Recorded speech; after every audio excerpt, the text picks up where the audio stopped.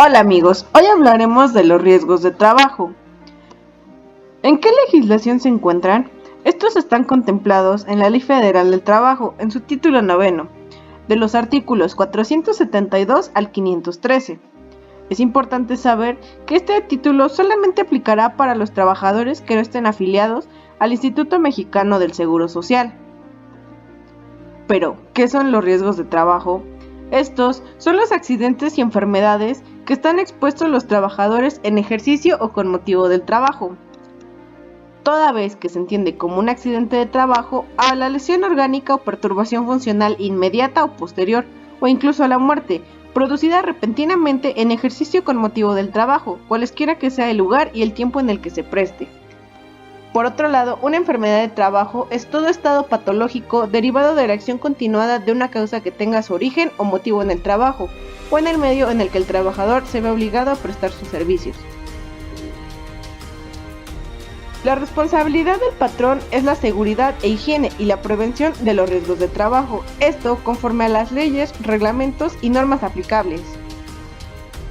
Pero ¿cuándo no será responsabilidad del patrón?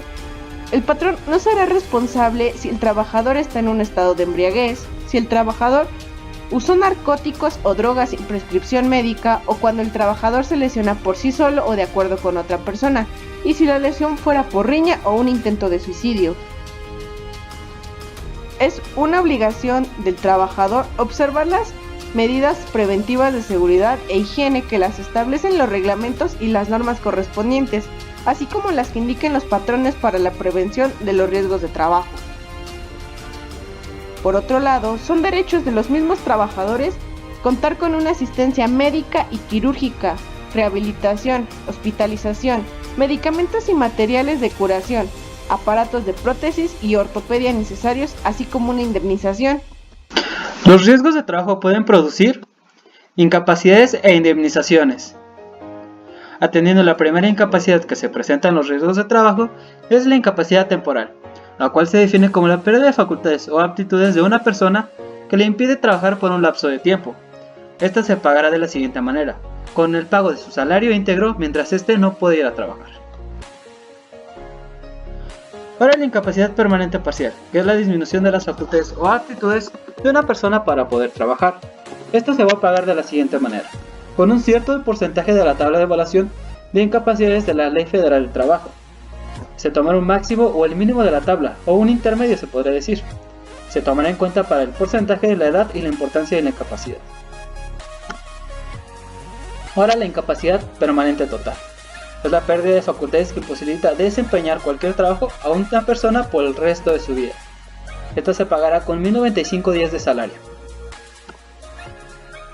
Ahora la indemnización por muerte del trabajador. Esta constará de 2 meses de salario por gastos funerarios, además de la cantidad equivalente a 5000 días de salario sin deducir lo que se le percibió durante el tiempo que estuvo en incapacidad temporal.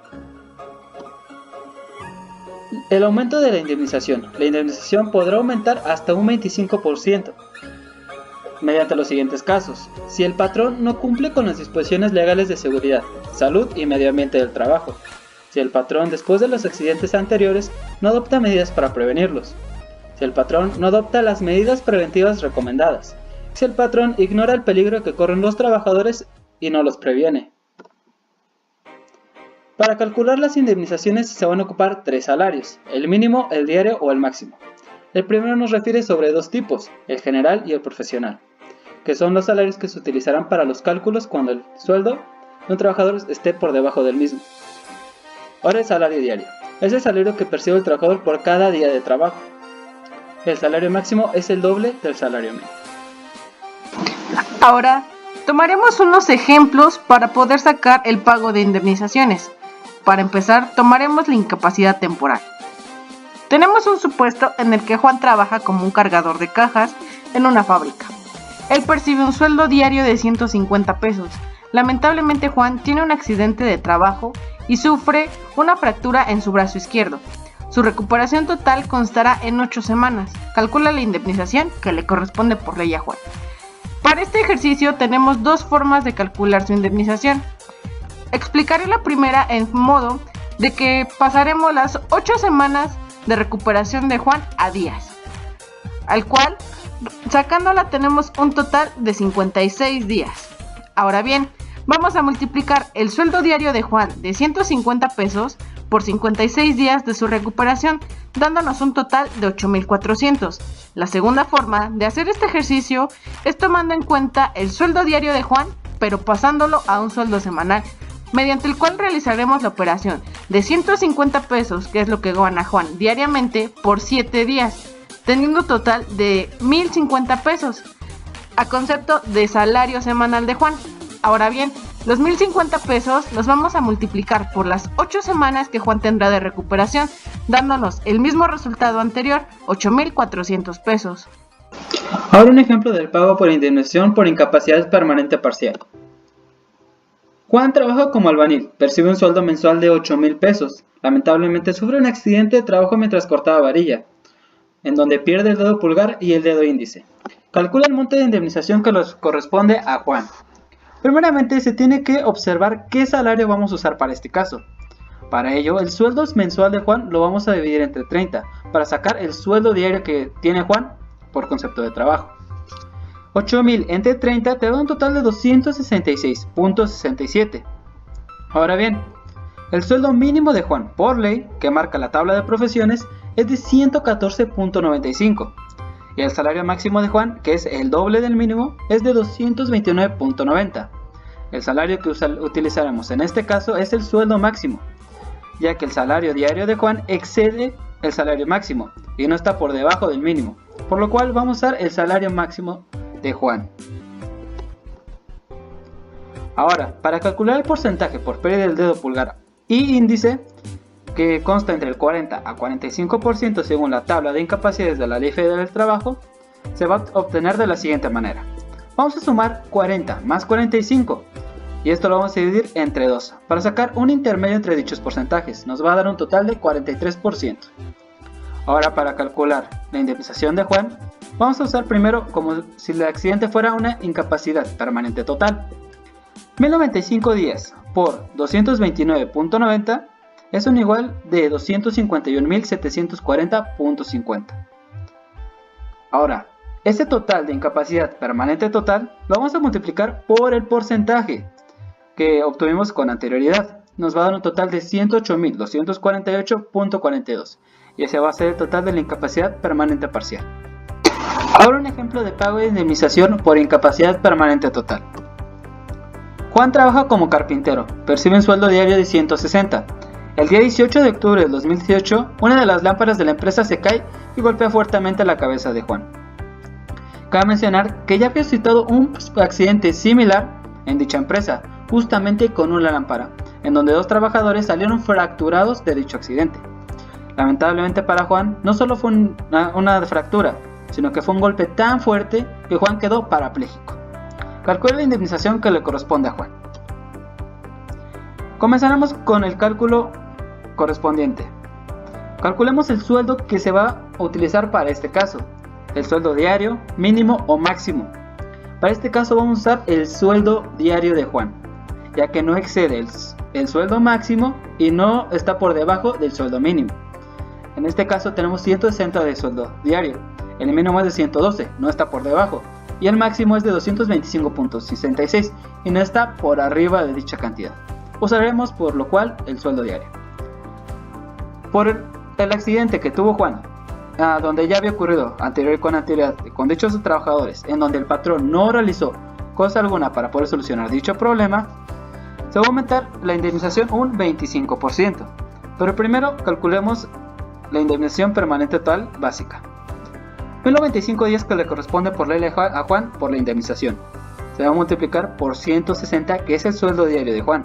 Nos da un total de 175.200. Ahora para calcular el 25%, los 175.200 lo vamos a multiplicar por el 25%, dándonos un total de 43.800 pesos.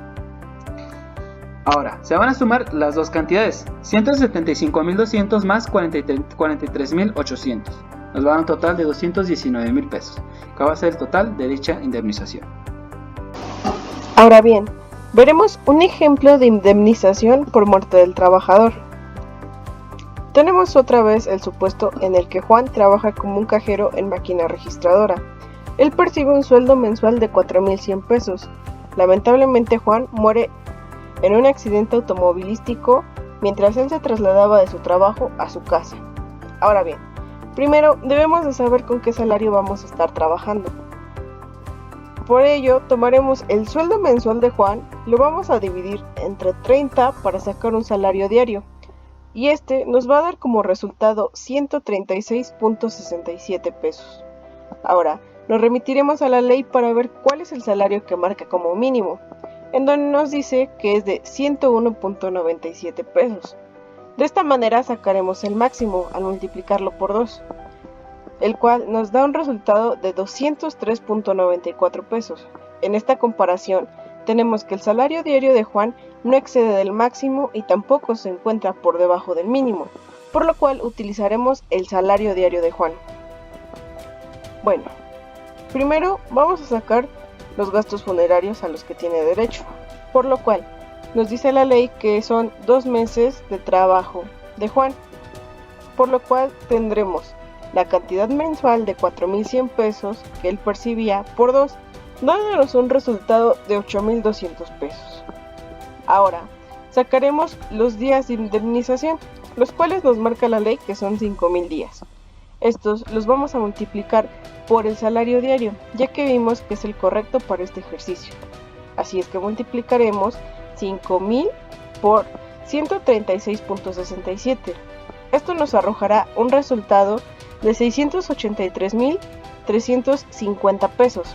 Ahora bien, lo único que resta es sumar ambas cantidades, la de 8,200 pesos de gastos funerarios más los 683,350 pesos, para que este nos arroje en total de 691,550.